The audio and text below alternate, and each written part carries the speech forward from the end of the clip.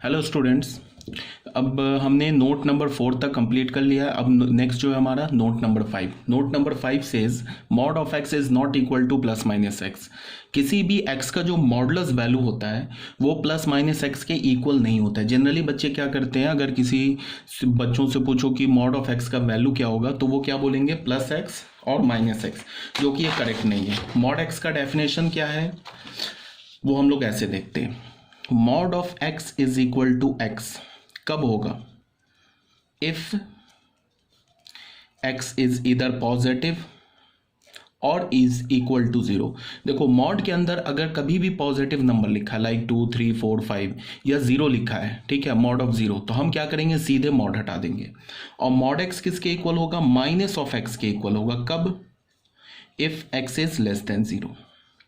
मतलब क्या है ये देखो, मॉड ऑफ एक्स मतलब क्या है कि हमने लिखा मॉड ऑफ -2, ठीक है, इसका जो मॉडुलस वैल्यू क्या मिलेगा हमें, तो मॉड ऑफ -2 क्या होगा, इसके अंदर ये x का काम कर रहा है, ये -2 है ना, ये x का काम कर रहा है। अब ये कैसा नंबर लिखा है, निगेटिव नंबर लिखा है, तो मॉड हटाने से पहले एक माइनस मल्टीप्लाई कर देंगे, ठीक है।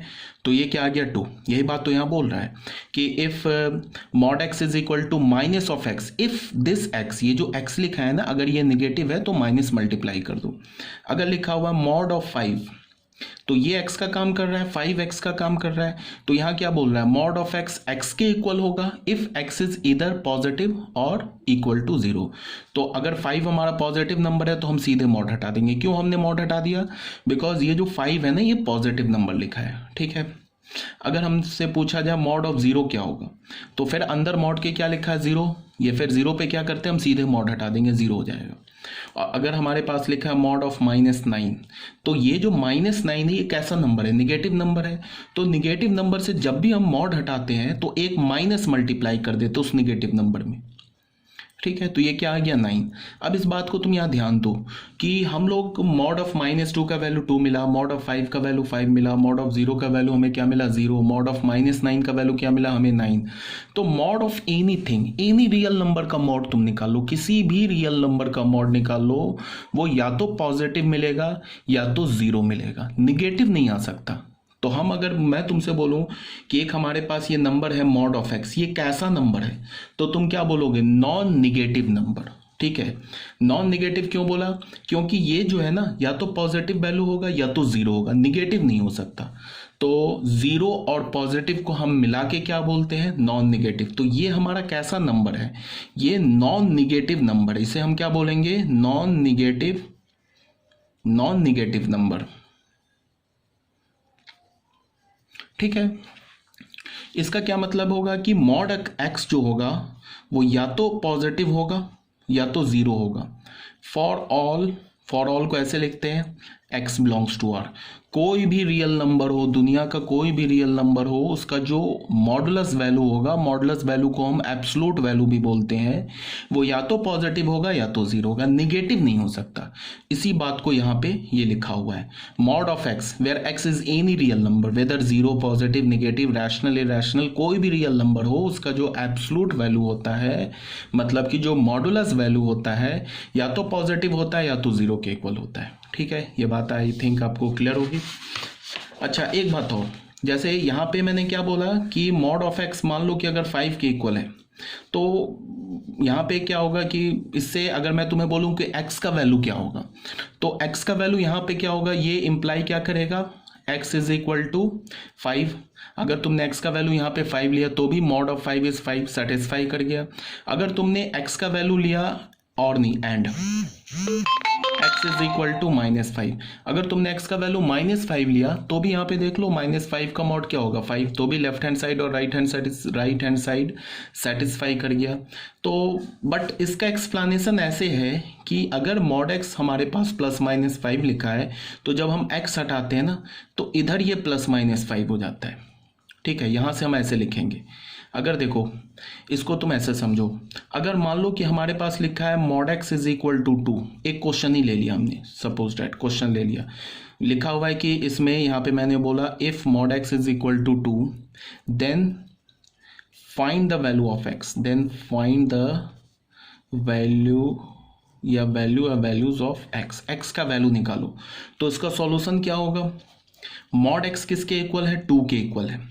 तो यहाँ से हमें क्या पता चलेगा, जब हम x पर अगर मॉड हटाएंगे तो हमें x का वैल्यू क्या मिलेगा, इधर प्लस और माइनस दोनों कंसीडर कर लेंगे, तो x is equal to plus minus 2। इसका एक्सप्लेनेशन ये नहीं है कि mod x is equal to 2 लिखा है तो इसको मैं ऐसे बोल दूं कि plus minus x is equal to 2 and this implies that x is equal to plus minus 2। ये जो एक्सप्लेनेशन है ये रॉन्ग एक्सप्लेनेशन है, बिकॉज मॉड एक्स जो होता है वो प्लस माइनस एक्स के इक्वल नहीं होता है। सिंपली याद रखो, मॉड एक्स अगर एक रियल नंबर के इक्वल दे रखा है और वो रियल नंबर अगर नॉन निगेटिव है तो x का वैल्यू क्या हो जाएगा, प्लस माइनस के साथ आ जाएगा। जैसे ये रियल नंबर नॉन निगेटिव है ना, तो x का वैल्यू क्या आ जाएगा, प्लस माइनस के साथ आ जाएगा। अगर मैंने तुम्हें ऐसे लिखा mod x is equal to minus 2 दे दिया और फिर बोला कि then find the value of x, then बोला find the value of x, x का वैल्यू निकालो, तो तुम बच्चे यहाँ से देखो तुम क्या सॉल्यूशन कर दें। Mod x is equal to तुमने क्या लिखा, -2, यहाँ से तुमने क्या बोला, x is equal to plus minus 2 का, तो यहाँ से तुमने क्या निकाल लिया, plus minus minus minus minus plus 2, तो फिर यहाँ से वैल्यू क्या आ गई, प्लस माइनस 2। ठीक है, ऊपर कर दिया प्लस को, नीचे कर दिया माइनस को।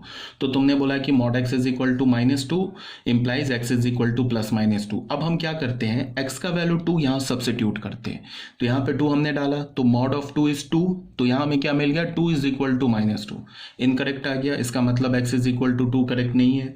फिर अगर यहाँ से हमने एक्स का वैल्यू -2 उठाया, यहाँ डालते तो हमें क्या मिलेगा, -2 का mod is 2, 2 is equal to -2। फिर यहाँ से हमें एक इनकरेक्ट रिजल्ट मिल गया। मतलब ये जो हमने एक्सप्लेनेशन किया है ना, ये जो हमने सॉल्व किया, ये हमारा रॉन्ग एक्सप्लेनेशन है। ये क्यों रॉन्ग हो गया, क्योंकि ये जो क्वेश्चन दिया है ना, यहाँ पे ये जो क्वेश्चन दिया है ये इनकरेक्ट है।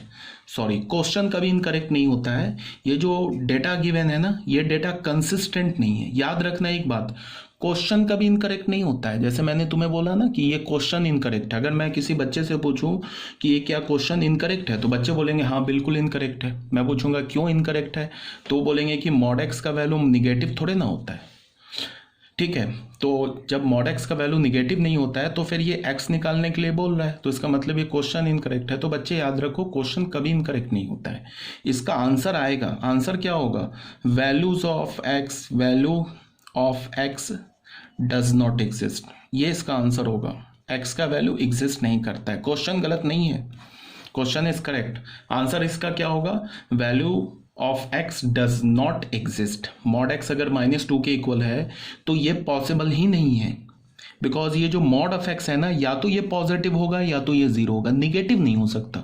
तो यहाँ पे इनफैक्ट हमने क्या लिख रखा है, एक नॉन निगेटिव नंबर को एक निगेटिव नंबर के इक्वल कर रखा है। तो नॉन निगेटिव नंबर के इक्वल हो ही नहीं सकता। इसका क्या मतलब है, this question is not correct, answer of x is does not exist. ठीक है, तो ये बात क्लियर होनी चाहिए आपको।